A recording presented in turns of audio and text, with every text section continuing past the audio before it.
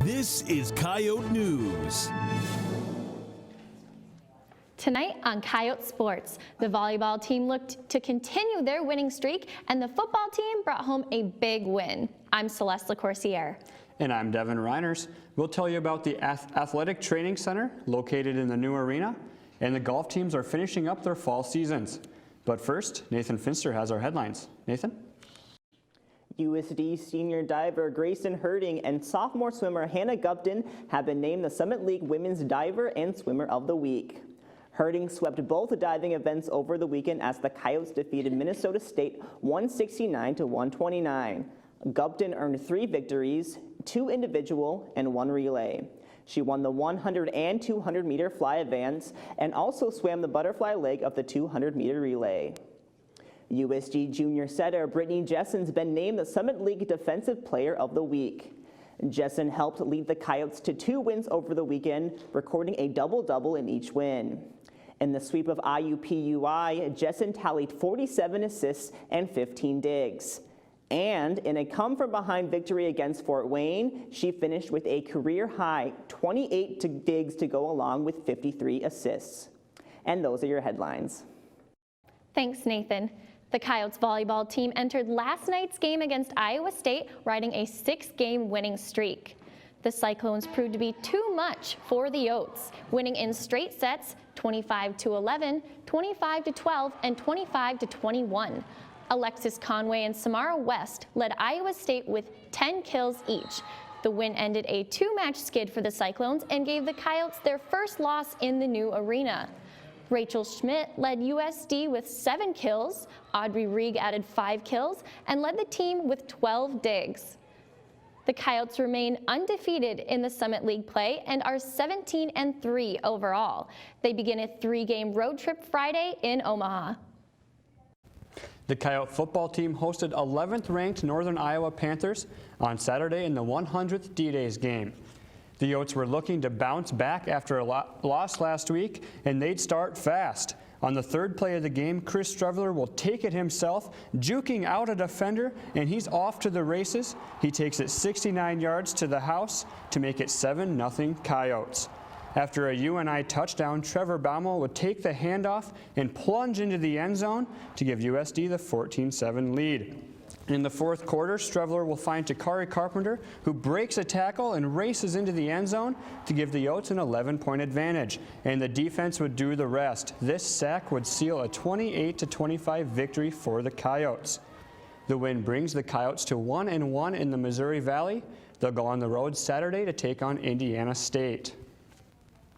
Coyote News' Heath Nimke talks to head coach Bob Nielsen about the upset over the weekend and about how the Coyotes can take that momentum to Indiana State this week. Heath? The football team is staying humbled after a big upset win against UNI. I had the chance to catch up with Bob Nielsen and talk about the big upset and how they plan on moving forward with the rest of the season. There's a lot of focus around D-Days and a lot of craziness. How do you keep the guys focused on the season and the game?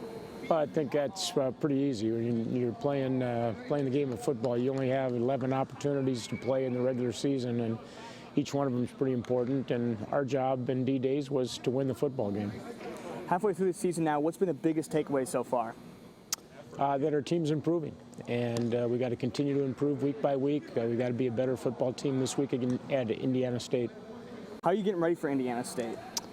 Well, continuing to work on fundamentals, continuing to try to advance what we're doing offensively and defensively, and obviously preparing specifically for the things that they do well.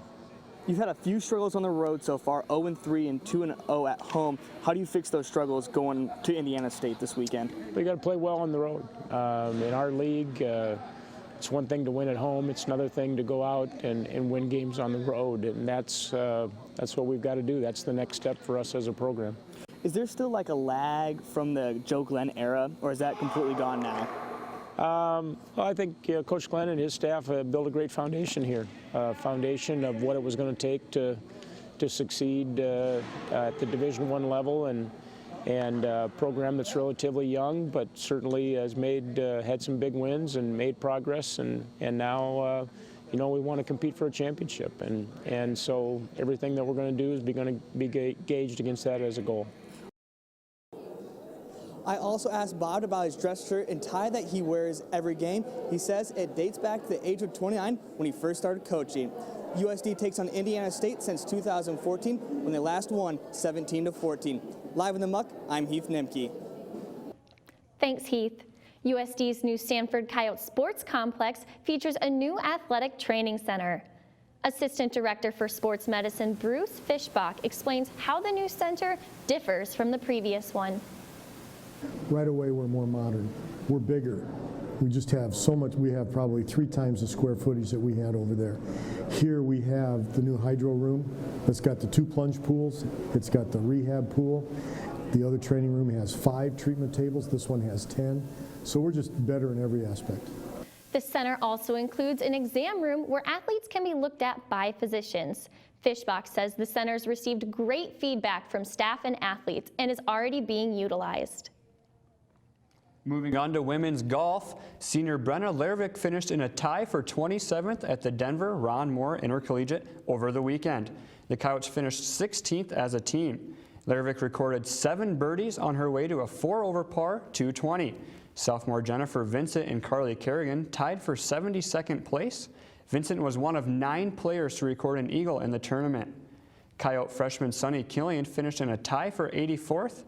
The women's golf team has one more tournament this fall. They'll travel to Omaha on Monday for the Creighton Classic.